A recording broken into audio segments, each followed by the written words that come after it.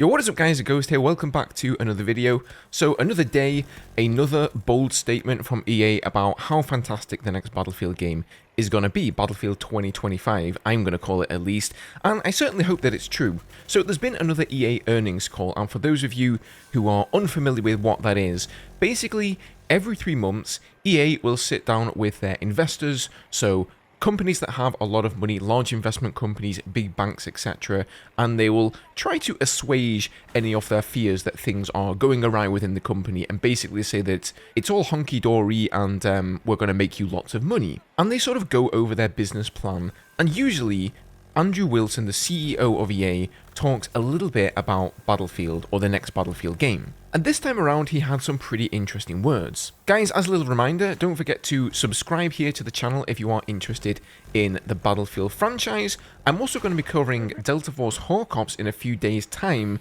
That is coming out on, well, the alpha's coming out on the 6th of August. Some of us who are lucky enough to get in are going to be able to jump in then and play. And a bit of a reminder, by the way, I do have a giveaway currently taking place on the community tab of the YouTube channel and also over on X. So if you guys want a chance of winning a key, go and do whatever I told you to do there. Basically, the developers just sent a bunch of creators some keys, or they're going to send us some keys, and they want us to sort of, you know, help promote the game a little bit. So I figured if that's a way that I can get some of you guys into the test, then that's worth it for me. But yeah, if that's something you guys are interested in, don't forget to hit the subscribe button, and as always, I appreciate the support, guys. Okay, so let's just jump straight into it here. So this is what he had to say. As Season 7 of Battlefield 2042 wraps up, one thing is clear. Each season of the game has shown our team's unique ability to listen, learn, and draw inspiration from the community to deepen connections with the franchise. Well, yeah, okay, maybe they've listened some. They've definitely learned something, I'll tell you that.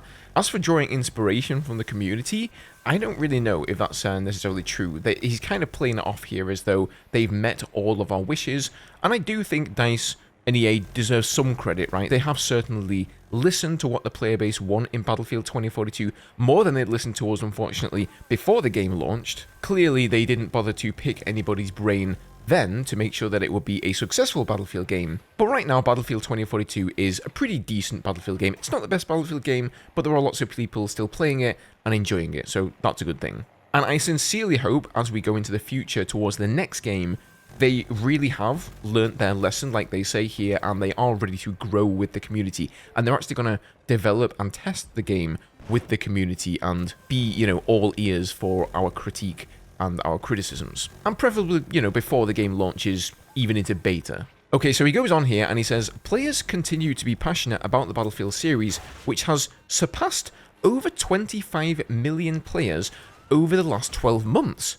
So this got me interested. I was like, what does this sentence mean exactly? It's surpassed 25 million players over the past 12 months. First I thought, surely he must just be talking about like copies sold of the game, right? If you've bought a Battlefield copy, you're now counted as a player, and maybe he means that all of the Battlefield games have surpassed 25 million copies sold. But that can't be right either, because if we go back just as far as Battlefield 3, I pulled up some stats here, and BF3 has sold 8 million units in total. Battlefield 4 sold over 7 million copies. Battlefield Hardline didn't do so well, unsurprisingly really, it only sold like a couple of million. And then Battlefield 1 sold over 21 million copies. Then we have Battlefield 5, and that sold around 7.3 million by the end of 2018. Battlefield 2042 doesn't really have any solid statistics yet, but I think currently it's around like 4 million or so. It's not done quite as well as Battlefield 5, and obviously compared to the sales of Battlefield 1, Battlefield 5 completely just fell off a cliff. But I guess the point I'm trying to make with this is they clearly sold way more than 25 million copies over the year. So that can't be the stat he's referring to. So what is he referring to? Is he saying that 25 million different players have logged into a Battlefield game over the past 12 months and played it? Because that doesn't sound right to me either. If we go and look at any of the Battlefield games, each of them only maybe have like a couple of tens of thousands of players. I don't know, Battlefield 2042 has like 10 or 20,000 players, on Steam at least. Battlefield 5 has something like 50,000 players. So let's just be generous and say that BF5 has 100k, and then it's got 100k on each of the consoles, so it's got like 300,000 players. Battlefield 1 the same. We're barely getting up to 1 million players, never mind 25 million, so I don't really understand what he means by this, but that's exactly what Andrew Wilson kind of likes to do. He just throws out some numbers, and his investors will just be, you know, they'll just believe him, basically. Anyway, he continues here saying, the community is energized by what our teams are doing and excited for what comes next. This is not just one of our priorities, it is also one of the most ambitious projects in our history. So that's pretty exciting. One of the most ambitious projects in the history of EA. That means something big is coming for Battlefield 2025. At least I hope so. We have brought together the very best team, coupled with the resources and technology that they need to deliver an epic Battlefield experience.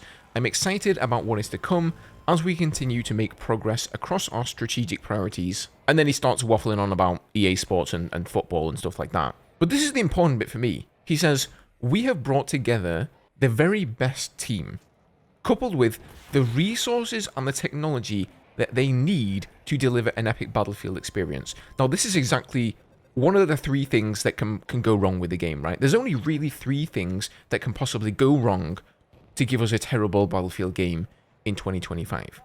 The first thing is that they don't give them the resources that they need. And resources is, of course, money, but also time.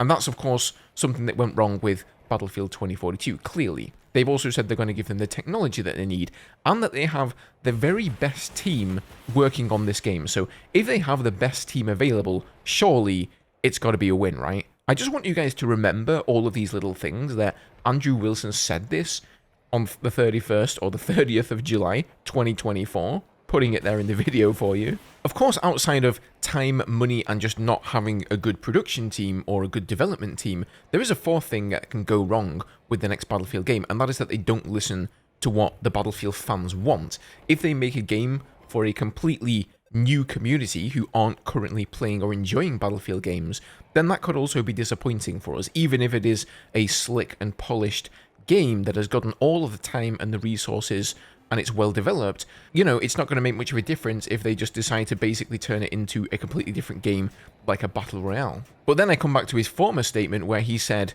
that our team has shown their unique ability to listen, learn, and draw inspiration from the community to deepen their connection with the franchise. So that doesn't sound like they're going to go in some crazy, wacky direction. Then again, when he says that this is going to be like the biggest project ever and they've got so many resources working on it, that also doesn't necessarily mean that they're putting them all into just making like a solid Battlefield game. It could be that they're doing what they did with Battlefield 2042, where they're trying this 3-pronged attack, maybe having a battle royale, maybe having like a Portal 2.0. We already know that Ripple Effect Studios are working on their own Battlefield sort of solo project there, so we don't know what that is. That could be the battle royale. And then there's also going to be a campaign, which may be in hot water since the studio Ridgeline Games that was supposed to develop the campaign has been canned by EA, so we really have no idea what's going on with that now. I think they passed it off to Criterion Games, who are now working on it, so no clue there as to what that's going to turn out like, but I am very excited